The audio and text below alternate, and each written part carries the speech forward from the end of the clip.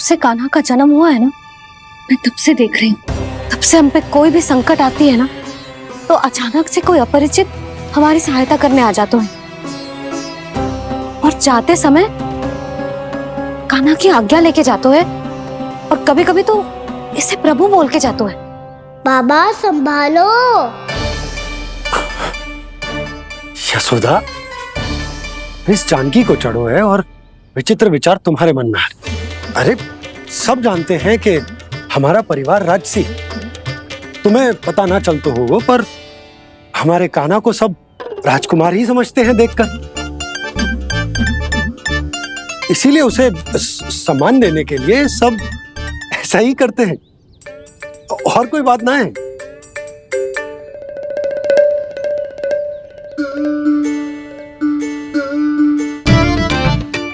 अब जे मेरे लल्ला को ऐसे क्यों घूर रहे हैं? बुरी दृष्टि लगाएंगे क्या? वैद्यराज जी, आपके सहायक तो गए, अब आप यहाँ क्यों? वो क्या है ना, मैं अपने रोगी का निरीक्षण करके पूरी तरह से संतुष्ट होकर ही जाता हूँ।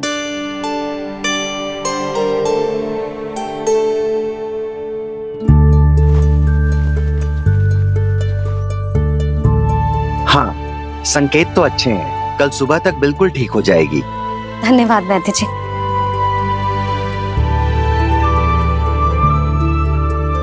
बस तो फिर हम कल पकड़न पकड़ाई खेलेंगे जानकी।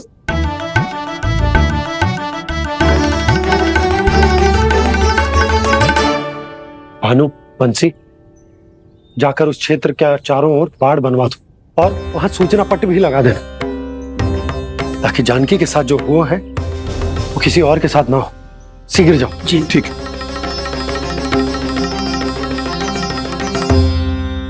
बाड़ और सूचना पट लगवाने से समस्या का समाधान नहीं होगा बाबा। निर्दोष पशु सूचना पट देखकर भी कुछ समझ नहीं पाएंगे।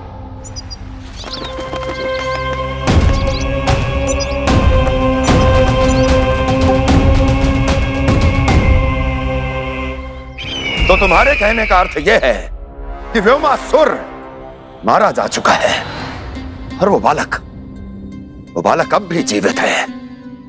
हाँ महाराज, मैंने गोप बालकों को कहते सुना था कि कृष्ण ने छलिया को मोक्ष दे दिया है, पर वृंदावन सुरक्षित नहीं है महाराज।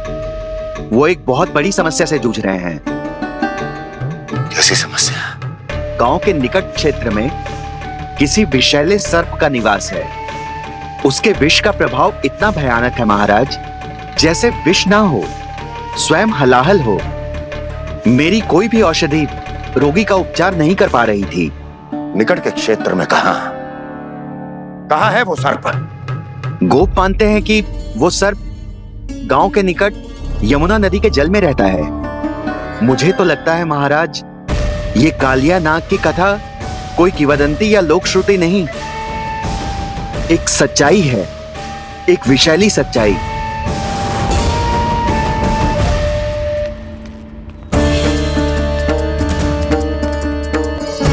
कालिया का सामना करने का समय आ गया है, पर उससे पहले मुझे बुलाना होगा उन्हें।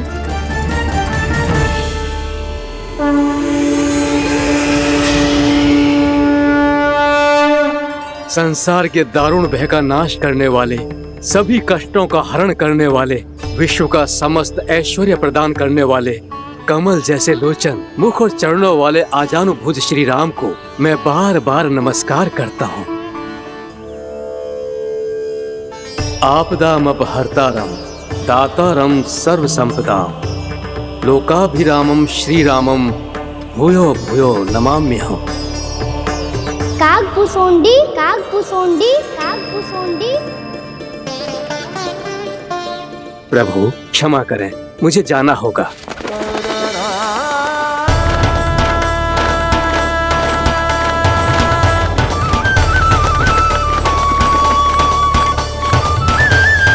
प्रणाम प्रभु। अनेक बार मैं आपके दर्शनों के लिए आया प्रभु। कभी नंद भवन के झरोखों से आपके दर्शन करके चला जाता था, तो कभी दूर किसी वृक्ष की आड़ से आपको निहार लिया करता था। आज आपने स्वयं मुझे बुलाकर धन्य कर दिया प्रभु।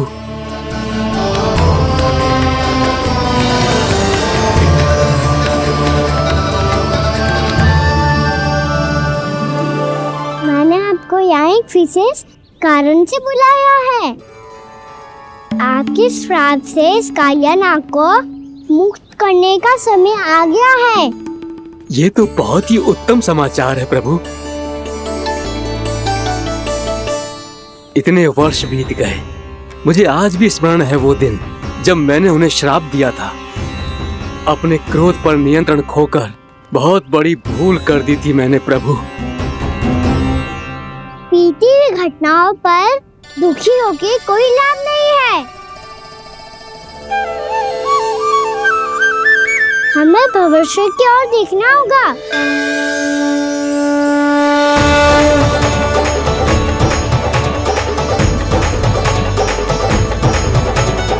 आदेश कीजिए प्रभु, क्या आज्ञा है आपकी? जब मैं कालिया नाग का सामना करने जाऊं, तो आप यहीं रहेगा। आपको अपने आप पता चल जाएगा कि कब क्या करना है। और हाँ, लौटते जाते समय नारद मुनि से कहिएगा, वो आकर मुझसे भेंट करे। अवश्य प्रभु, प्रणाम। क्या इसने सच्ची में देवर्षि नारद को बुलाया है? नारायण नारायण, आपको संदेश भेजने की आवश्यकता नहीं थी। आप स्मरण करते और मैं चला आता। तुम्हारा कल्याण हो नारद।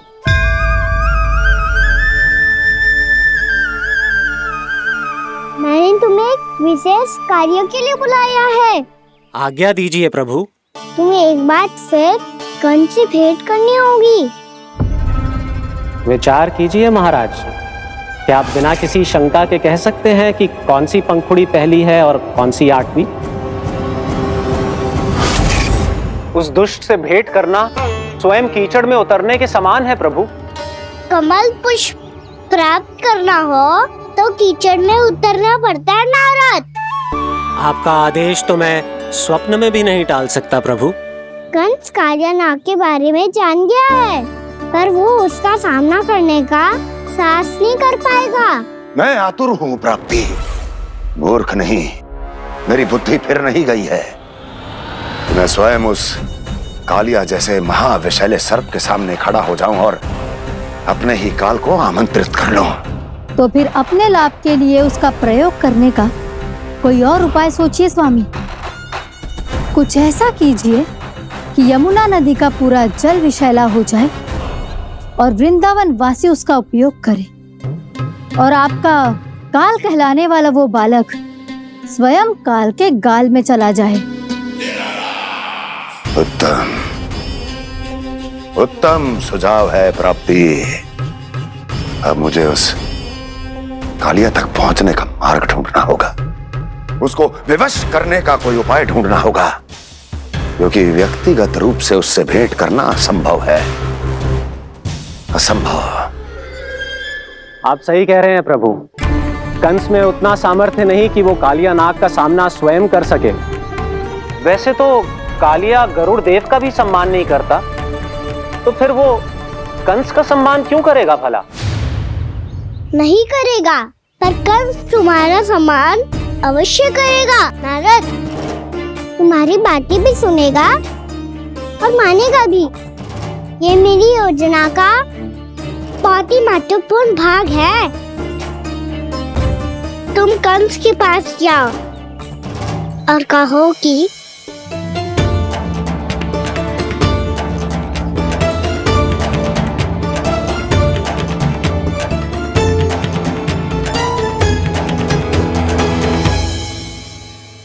संतान अपने माता पिता को तीर्थ का सौभाग्य दिलाती, और मेरा लल्ला कितना महान कि उसने हमारे घर को ही तीर्थ बना दिया।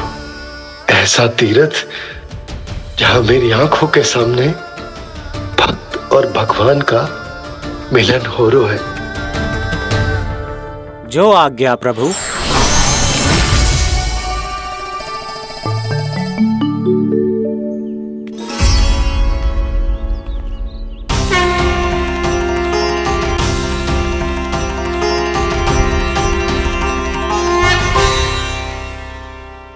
बाबा। कान्हा, ये सब क्या चल रहा है? पहले काग भुसुंडी जी और फिर जे नारद जी। क्या योजना बना रहे हो तुम? कान्हा, बताना लल्ला, क्या सोच रहे तू? कान्हा देख, अगर तुझे अपने बाबा को ना बताना हो ना, तो अपने भक्त को बता दे। क्या सोच रहे हो लल्ला? क्या करने वाले हो आप?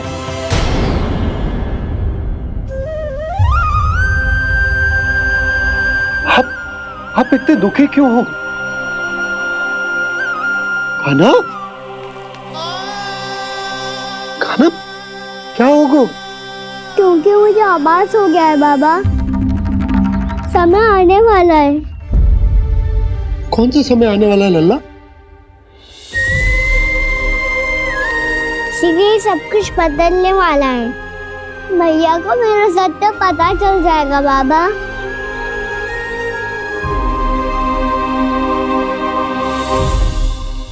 पर लल्ला, इसका काग भुसुंडी और कालिया नाग से क्या संबंध है? ऐसा क्या हुआ था और क्या होने वाला है?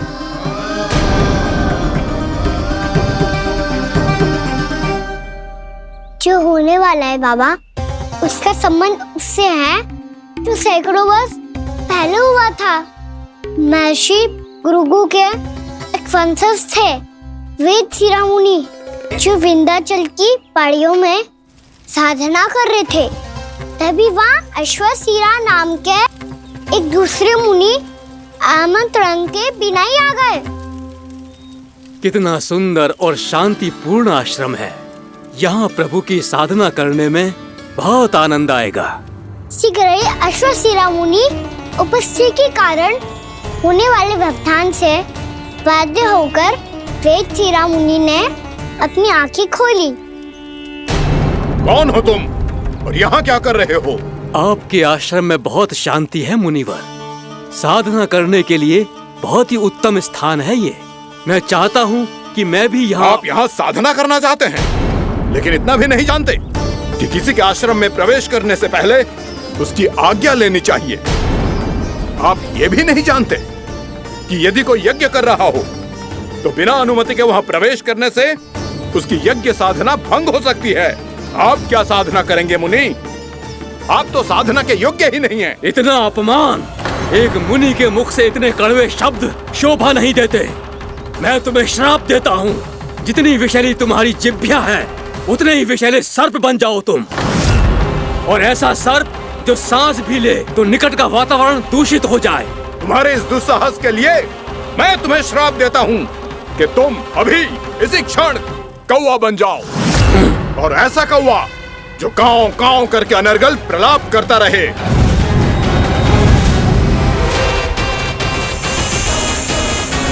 ये मैंने क्या किया? ये मैंने क्या किया? क्रोध के कारण दोनों ने एक दूसरे को श्राप दे दिया। पर दोनों ही मेरे भक्त हैं, और भगवान होकर मैं अपने भक्तों को इतनी कठिनाई में कैसे देख सकता था। इसीलिए जिस संकट में उन दोनों ने अपने आप को फंसा लिया था, उसका समाधान करने में मैं उनके पास गया। देखिए ना प्रभु, ये क्या हो गया हमसे? हमारी रक्षा कीजिए प्रभु, मार्ग दिखाइए हमें। क्रोध पर नियंत्रण ना होने के कारण आप दोनों ने एक दूसरे को बहुत ही भीषण संकट में डाल दिया है। अब दोनों ही तपस्वी, तप के बल से दिए गए आपके श्राप को लौटाना भी संभव नहीं है। प्रभु, कोई तो उपाय होगा, हम आपके शरण में हैं प्रभु। अपराध तो हमसे हुआ है प्रभु, पर अब आपसे ही आशा है। कुछ ऐसा कीजिए भक्त वत्सल, जिससे हम दोनों के श्राप का प्रभाव कुछ कम हो जाए। आप दोनों ही मेरे भक्त हैं, इसलिए आपकी पीड़ा का निवारण करने का एक उपाय है मेरे पास।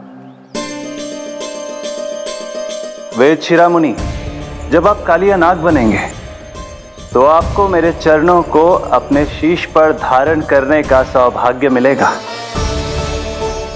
और अश्र शिरोमुनि, आप काग योनि होने के बाद भी आप श्रेष्ठतम ज्ञान और सर्वाधिक यौगिक सिद्धियों के स्वामी होंगे और प्रवचन दिया करेंगे। इसके बाद अश्वशिरा मुनि काकभूषुंडी बन गए, जिन्होंने आगे चलकर स्वयं गरुड़ देव को रामायण सुनाई। और मुनि वेदशिरा, महर्षि कश्यप और देवी कत्रियों के पुत्र कालियानाग बनकर जल में। और अब वही कालियानाग जमराज्य में, जिनके कारण जानकी के प्राण लगभग चले ही गए थे। अब कालियानाग को उचित स्थान पर भेजने का समय आ गया है बाबा। पर ये तो अच्छी बात है कान्हा, वेदशिरा मुनि को दिया हुआ तुम्हारा वचन भी पूरा हो जाएगा, जमुना जी की शुद्धि भी हो जाएगी। इस सब के बाद भी तुम दुखी क्यों हो? क्योंकि इसके बाद मैया के सामने मेरा रहस्य खुल जाएगा बाबा। उन्हें पता चल जाएगा कि उनका बालक कोई साधारण बालक ना है। भविष्य में जो होने वाला है उसे सबके सामने घटने से रोकना मेरे लिए भी संभव ना होगा। मैया को सब पता चल जाएगा। क्या पता चल जाएगा रे मुझे?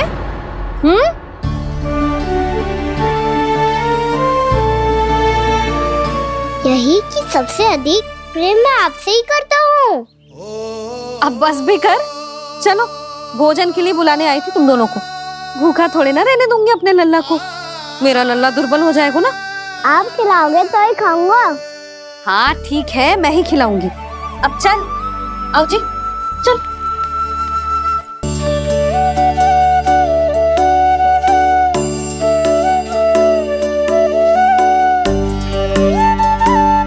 मैया खेलो ना मेरे साथ। मैया सुनो ना, मेरी बात ना मानोगी?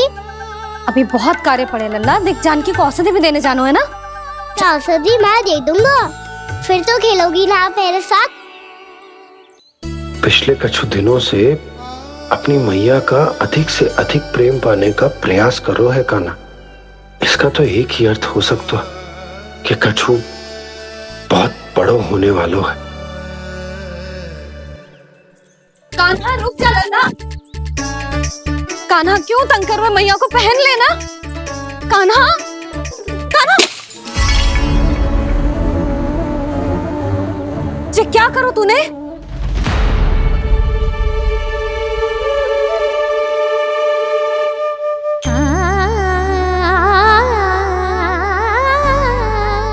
अच्छा ठीक है, अब मुंह लटकाने की आवश्यकता ना है। ये ले।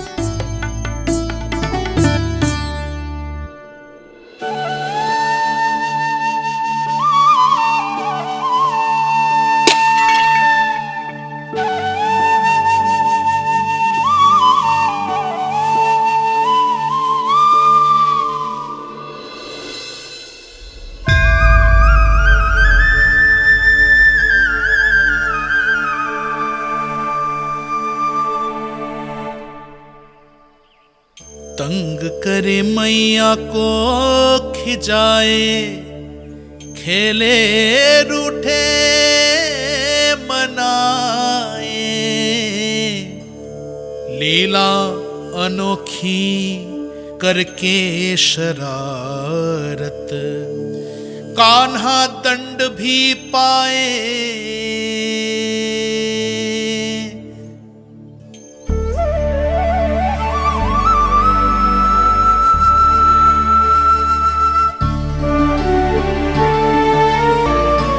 रूठना मनाना, खेलना खिलाना, पहले शरारत करके क्रोध दिलाना और फिर क्षमा मांग लेना, ये सब जानबूझकर कर रहा है कान्हा। जैसे जीवन भर के लिए अपनी मैया की ममता को अपने हृदय में समेट कर रखना चाहते हो। कैसे कैसे करूं उस कालिया से मित्रता, कैसे करूं उसका उपयोग?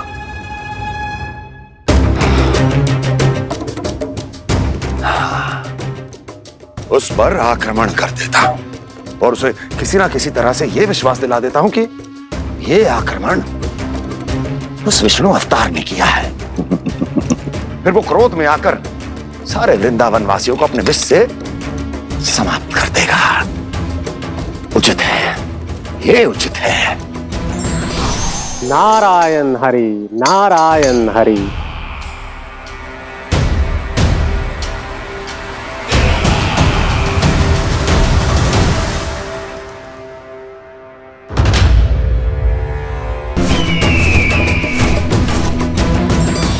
नारायण हरि, नारायण हरि।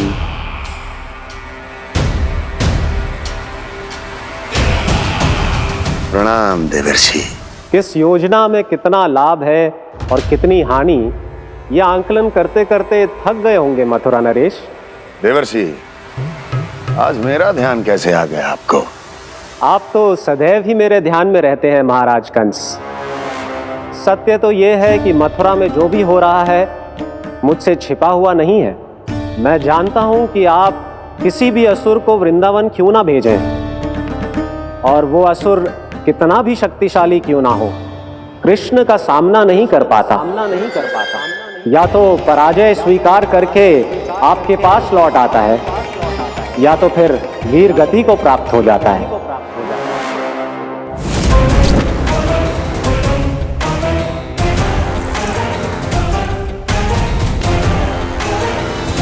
वाह, मुझे मेरी असफलताएं स्मरण कराने आए हैं, मेरे घाव को खुरेदने आए हैं, उन पे नमक छिड़कने आए हैं। मित्र को शत्रु समझने की भूल मत कीजिए महाराज कंस।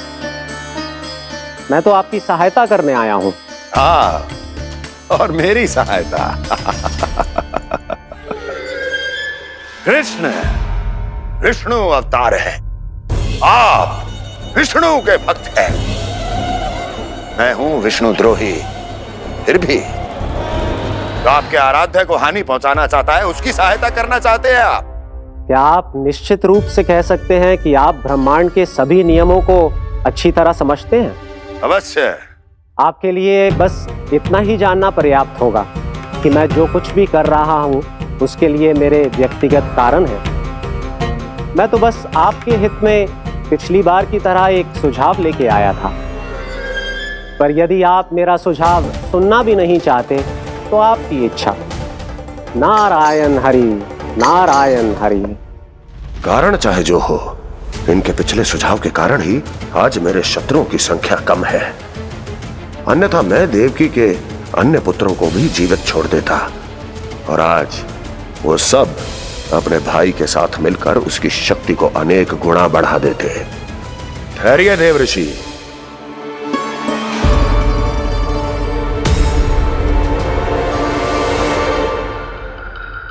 बताइए, क्या सुझाव है आपके पास? मेरे सुझाव का नाम है कालिया नाग।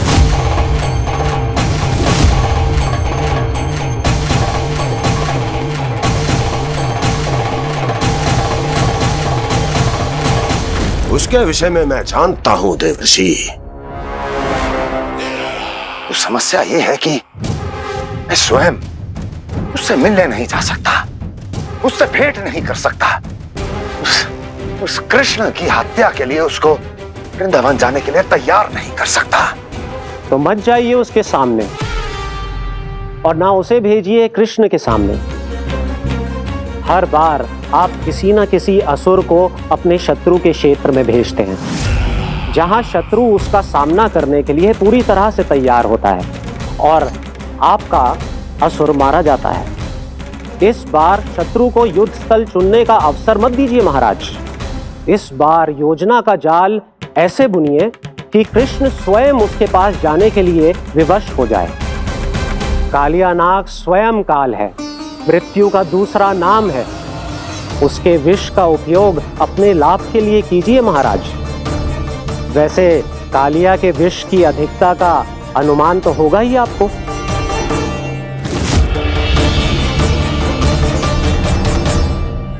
एक बार जो उसके क्षेत्र में पहुंच गया, फिर उसके विष से बचना असंभव है। उचित सुझाव है देवर्षि, उचित सुझाव है। देवर्षि, उस छलिया विष्णु की भक्ति करते करते आप भी उसके रंग ढंग सीख गए हैं। उचित है। उचित है।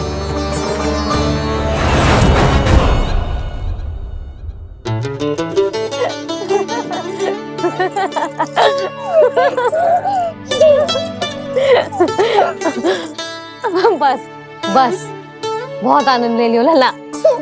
बस अब दूध पी ले। ठहर ठहर, गर्म है।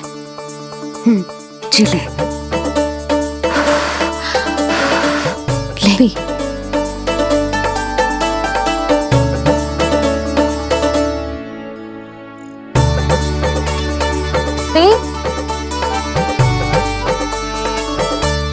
मैं ना होती तो ना जाने क्या होता तेरा।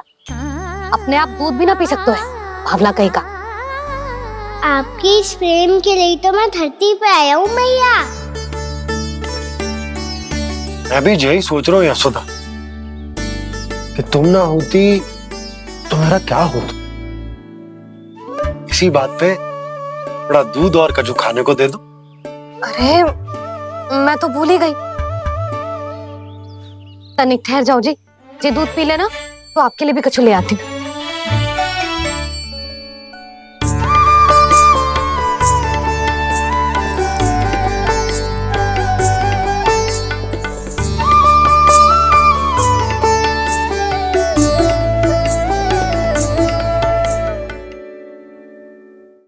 प्रणाम महाराज। आपकी आज्ञा के अनुसार बिल्कुल वैसा ही पत्र तैयार किया है जैसा आप चाहते थे।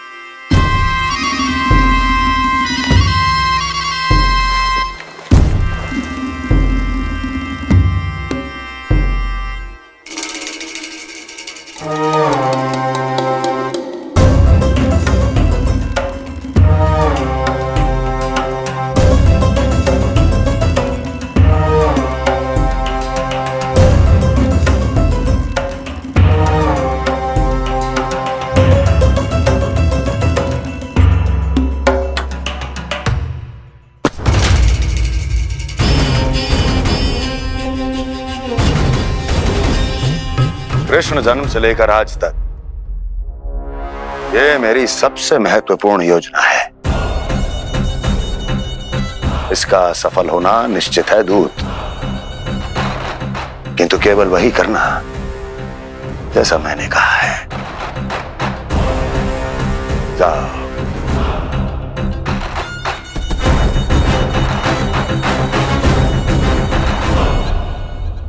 कान्हा,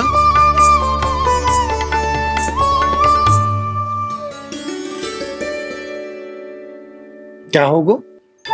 बाबा मैं चाहता हूँ कि मैया की ममता डिजिटल फ्रेम की वर्षा मुझ पे सरतेव ऐसे होते रहे। वो तो होती रहेगी लल्ला। अपने लल्ला के लिए किसी मैया का प्रेम कभी कम हो सकता है भला? नंदराज, वो मथुरा से एक दूत आयो है महाराज कंस का राजपत्र लेके।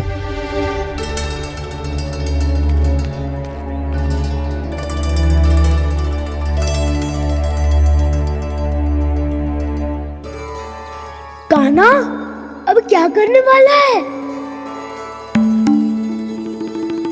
तेरे बाबा कहाँ गए? हाँ? कंस मामा का खेल आरंभ हो गया है, पर मैया वो सब सुनेगी तो व्यर्थी चिंतित हो जाएगी। बस थोड़ा बाहर गया मैया, कछु खा लिए से। बाहर इस समय? मैया क्या होगा? मैया देखो ना, पीठ पे कुछ हो रहा है। मेरा हाथ ना पकड़ो, आप करो ना। यहाँ? क्षमा करना मैया, पर अभी बाबा को ही संभालने दो ये सब। कहिए, क्या संदेश लाए हैं आप? नहीं नंदराज नहीं। महाराज कंस का आदेश है कि ये संदेश सभी गांव वालों के साथ ही पढ़ा जाए। ठीक है, मैं गांव वालों के सामने पढ़ दूंगा, पर मुझे तो दीजिए पढ़ने के लिए। महाराज की आज्ञा का पालन करना आपके लिए भी आवश्यक है नंदराज। सभी गांव वासियों की सभा बुलाइए। बंसी, सभी गांव वालों की सभा बुलाओ। राजपत्र में ऐसा क्या संदेश भेजो है कंस ने? अब मेरे पत्र को पढ़कर सब भौचक के रह जाएंगे। और वो कृष्ण, उस कृष्ण के पांव के नीचे से तो भूमि खिसक जाएगी, आकाश फट पड़ेगा, बिजलियां गिर जाएंगी। प्राप्ति, ओ प्राप्ति, कंस का पत्र। स्वयं को बहुत अधिक शक्तिशाली समझता है ना वो। अब देखता हूं कैसे वो इस महासंकट का सामना करता है। वो कृष्ण, वो अपनी मृत्यु स्वयं चुनेगा या मृत्यु की वेदी पर चढ़ा देगा प्रिय वृंदावन वासियों को।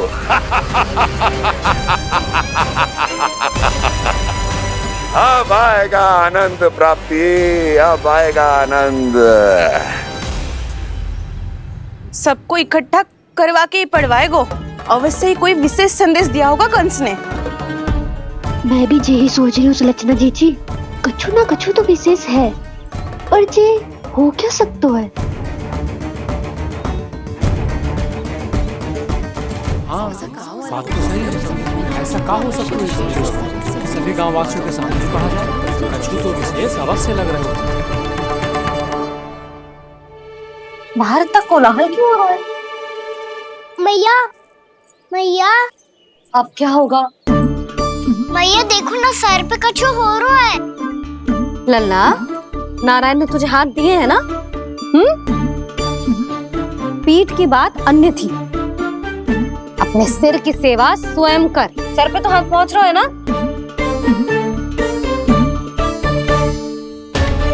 मैया सुनो ना, मैया देखो ना, तीव्र कर कछु हो रहा है। मैया देखो ना, तीव्र कछु हो रहा है।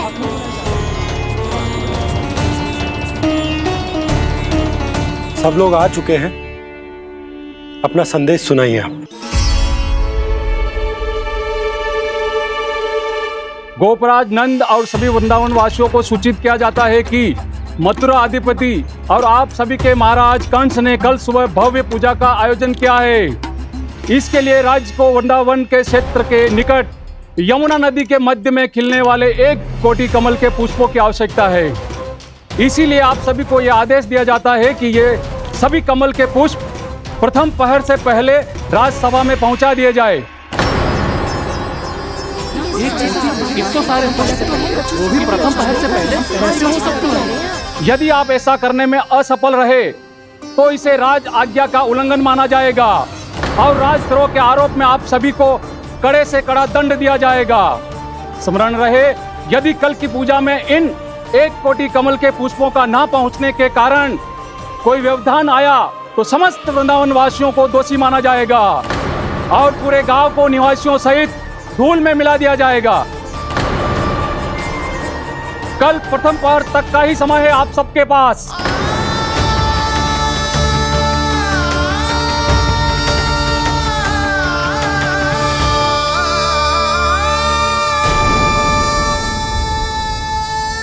एक कोटि कमल पुष्प, वो भी कल प्रथम प्रहर में? ऐसे कैसे संभव है? और कोई साधारण पुष्प ना, यमुना नदी के मध्य खिलने वाले विशेष कमल के फूल चाहिए उन्हें।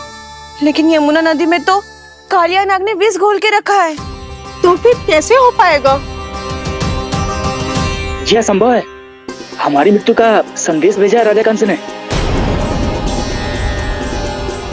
सदैव की भांति इस समस्या पर भी गांव के बड़े ही विचार करेंगे। बालकों का यहाँ होना उचित ना है।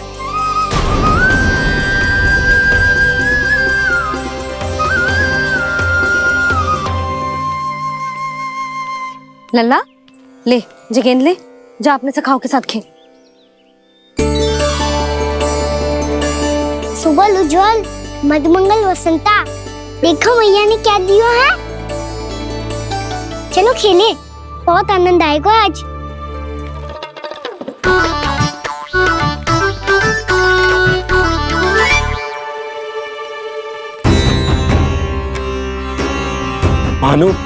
बंसी, जाओ और शीघ्र ही वो घेरे का कार्य समाप्त करो।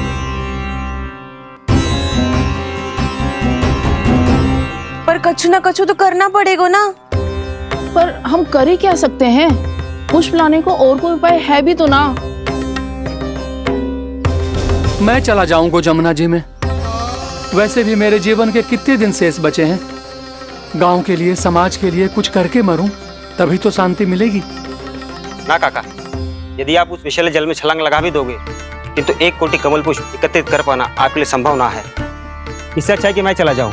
यदि मैं मर भी गया तो मेरे पीछे रोने वाला कोई ना है। किसी को कहीं जाने की आवश्यकता ना है। गोप नरेश होने के नाते ये मेरा कर्तव्य है कि मैं आप सबकी रक्षा करूं। नंदराज, आपको जाना है तो जाओ। हरिया, काका, भैया सब चले जाओ। लेकिन आपको पता है वहाँ का जल कितना विषैला है। आप लोग एक क्षण भी जीवित नहीं रह पाओगे। फिर कैसे इकट्ठा करेंगे 1 कोटि कमल पुष्प? आप बात तो सही कह रही हैं शांति। उस दुष्ट कंस ने ऐसी मांग रख के हम सबको फंसा दी हो। हम में से कोई भी क्यों ना चला जाए, अरे इस संकट का समाधान ना निकले को। कान्हा, बताना कौन सा खेल खेलें? गेंद पकड़ खेलते हैं। पर एक बात सुन लो सब, कोई भी तीव्र गति से ना फेंकेगा गेंद को। भैया ने फ्रेम बनाई है मेरे लिए। सब तैयार हो? हाँ।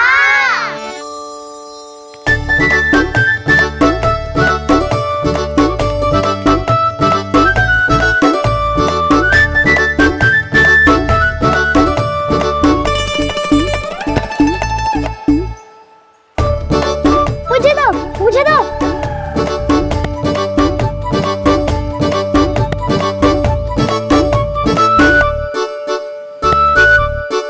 मुझे दो, मुझे दो।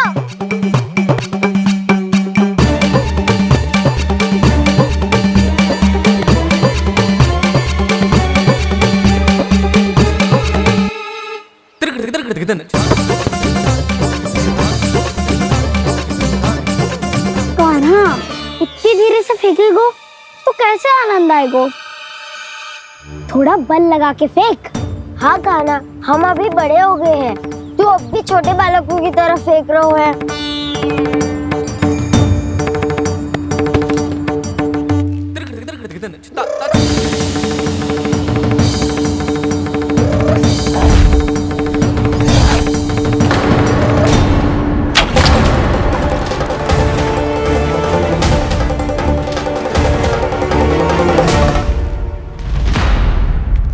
दीदी जी क्या करो कान्हा?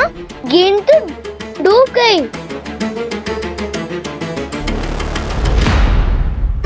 अच्छा, तो ये सब इसकी योजना का भाग था ताकि ये कालिया का सामना कर पाए। तुम सबने तो कही थी तीव्र गति से फेंको। देखो फिकवा दी ना मेरी गेम। मुझसे नदी में। अब मुझे जाके लानी पड़ेगी। रुक जा कान्हा, रुक जा कान्हा। जी क्या बोल रहे थे कान्हा? इसमें तो बहुत संकट है। कोई भी संकट मेरी मैया का उपहार खोने से बड़ा ना है। बहुत प्रेम से बना के उन्होंने दी थी। हे नारायण, कोई उपाय समझ में ना आ रहा है। भैया, हम कैसे करेंगे हम अपने गांव की रक्षा? कीड़े पड़ेंगे उस दुष्ट को। यदि उसके कारण किसी के प्राण चले गए तो कौन सा फल मिलेगा उसे इस पूजा का? तुम सही कह रही हो यशोदा। और हमारे पास कोई और दूसरा विकल्प भी तो ना है। यदि हमने मथुरा की राज आज्ञा का पालन ना किया तो इसका दुष्परिणाम पूरे गांव को भुगतना पड़ेगा।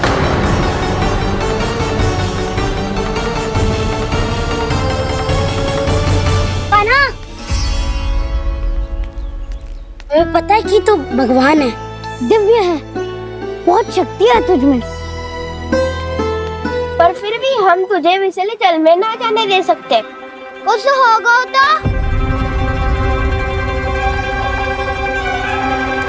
तुम तुम सब इतनी हट कर रहे हो तो ठीक है, ना जाऊंगा। गेंद कहाँ गिरी है, कितनी दूर गई है, ये तो देख लूं, ताकि उसे बाहर निकालने का कोई उपाय ढूंढ पाऊं।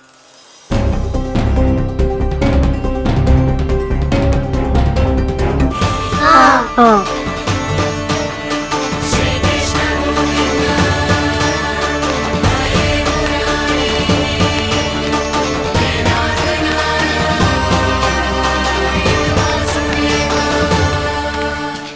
कान्हा की ये लीला तो समझ ही नहीं आ रही।